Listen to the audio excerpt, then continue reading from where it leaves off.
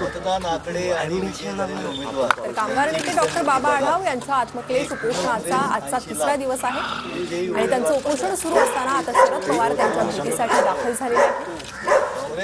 शरद पवार बाबा आढाव यांच्या भेटीसाठी दाखल झालेले आहेत. बाबा आढावांनी आत्मक्लेश उपोषण सुरू केलंय. गेल्या 3 दिवसांपासून त्यांचं हे आत्मक्लेश उपोषण सुरू आहे. निवडणुकीच्या तोंडावर पैसे वाटणारी योजना म्हणजे भ्रष्टाचार असं आढावांनी म्हटलं होतं. त्यासोबतच त्यांनी ईव्हीएमवर देखील शंका व्यक्त केली होती आणि त्याच संदर्भात ते आक्रमक होत.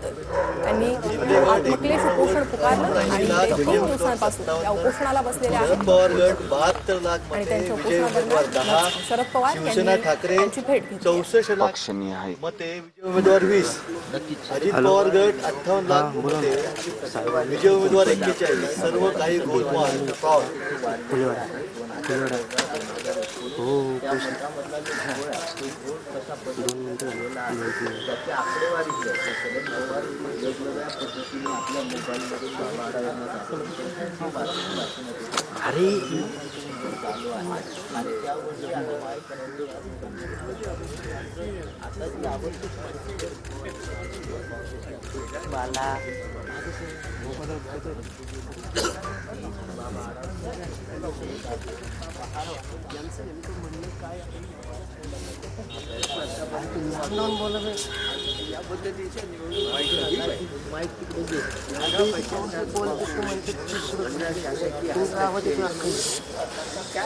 कोणत्याही प्रकार काही वेळेला काही हे राजकारणास्पद आहे आणि अशा वेळेला हे अनुमती जावं थोडी दखल घेऊ नये असं मला वाटतं की महाराष्ट्रात वय आहे व ठीक आहे आणि वय साथ देतो माझे वय डॉक्टर आले सगळे बसते साथ देतो त्यामध्ये आला नाही बोलत नाही एक मिनिट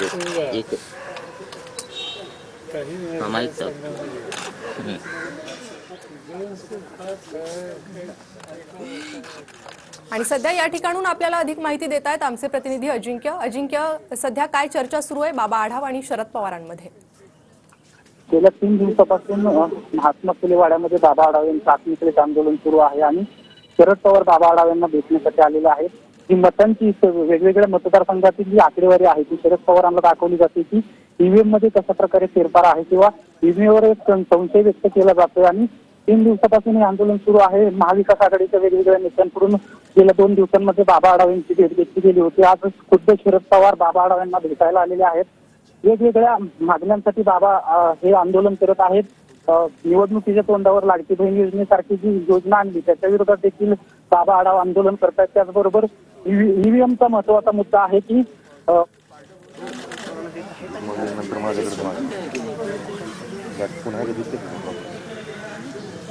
अगदी इतकं बदललं की तुम्हाला स्वतः 10 लोकसभेचे खासदार आणि इकडे खाली वाचून दाखवलं तरी मला असं वाटतं की अतिशय मॅनेज होते आणि यामध्ये काही लोकांचे इंटरेस्ट येतात असं उघड दिसते. म्हणजे चालले असं नाही म्हणजे आमचे पंतप्रधान पार्लमेंटमध्ये चर्चाही करू देत नाहीत आणि वर्तमानपत्रांना भेटत नाहीत की वर्त पेपरवाले मंडळी येतात भेटत नाही. पार्लमेंटमध्ये लोक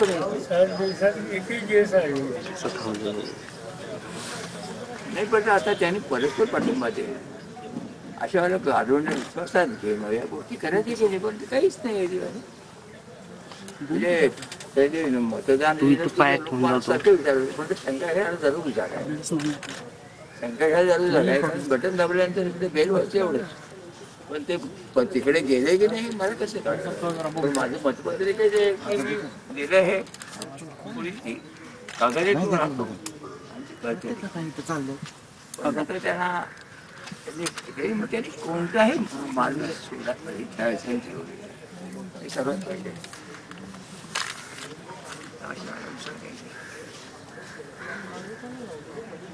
तुम्हाला काय वाटतं, काय होईल पुढे, काय काय होईल, काय दिसतं? असं आहे की आता जो ट्रेंड आहे हा काही आवडला नाही. एक तर शिक्षेलाच उद्देश आवश्यक निर्णय घ्यायचे. पण अडचणीच्या धोरणात होते, एक वर्ष दुसरीची गरज काय? डबल टॉक ज्याला म्हणतात, म्हणजे सहकार्य बघायचं तिकडे हे करायचं पण काही असतं. मला वाटलं की असं कधीच घडेल. पण 26 वॉर्डाची इलेक्शन झाली, हे झालं, हे झालं, गोव्याचं झालं, असं नाही झालं. हे राजकीय पक्षांच्या वेळेला सगळे देश एक झाला.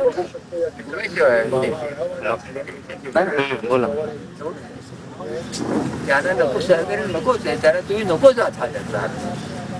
नकोच हे किती म्हणलं आणि असं जर काही चाललं एकमेकांसाठी जे सुरू केलं ते न सुरू केलं. त्याला जोडून फक्त सांगतो मी, यात मर्यादित परिणाम असेल, पण या 3 दिवसाच्या उपोषणाचा राज्यभर परिणाम झाला आणि अनेक जिल्ह्यांमध्ये लोक उपोषणाला बसले. आज महाराष्ट्रातल्या सगळ्या जिल्ह्यांमध्ये पाठिंब्याचं उपोषण किंवा आंदोलन होतं. आज सगळ्या जवळजवळ 36 आणि काही तालुक्यांमध्ये पण होते, पण जिल्ह्यात तर होते. तर थोडे प्रयत्न केले आम्ही, पण होते.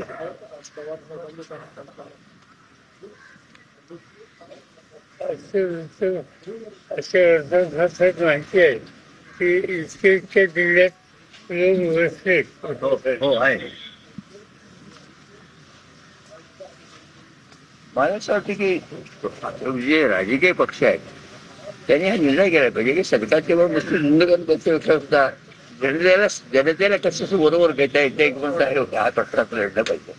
ते आताच आवडण्याचं पुढं नाही, पुढचं भवितव्य फार वाईट दिसतं माझं. म्हणून आता जेवढी ताकद लावते तेवढी लावली पाहिजे, यांना आवडलं पाहिजे. माझ्या अंदाजानं सोमवारी बहुतेक राजकीय पक्ष एकत्र बसतील या विषयावर. मी सोमवारी काल काँग्रेसची मिटिंग झाली आणि तिथं इंडिया अंडर विरोधी राजकीय पक्षाच्या सर्वांना एकत्र होतं आणि हा इतका हातात घ्यावा ही चर्चा नाही.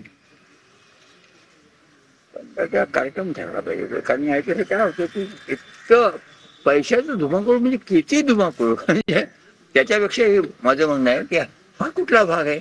सरकारी तिजोरीतून भागवत करताय तुम्ही, स्वतःची खिशातून द्या ना. कोण बहिणी असेल त्या सरकारी तिजोरीतून द्यायचं आणि म्हणायचं भावेत म्हणायचं आहे का? म्हणजे काय आहे ही गमती. आणि लोकांना बरं वाटलं स्वाभाविक आहे. त्या 4 पैसे म्हणून कोण नको म्हणतात, पण त्या बाहेर कोण माहिती की फसवलं जाते. मला एका बाईने म्हणून सांगितले, काही ना सरकारने केलं म्हणाले, टीव्हीचे घेतलं टीव्हीला वावरलं. मला काही मिळालं नाही. 60 वर्षाच्या पुढे म्हणली काहीच नाही, पण म्हणजे त्यांनी त्यांना केलं म्हणजे काय, देवीचं घेतलं देवीला वाव आणि म्हणतात मिळालं का तुला.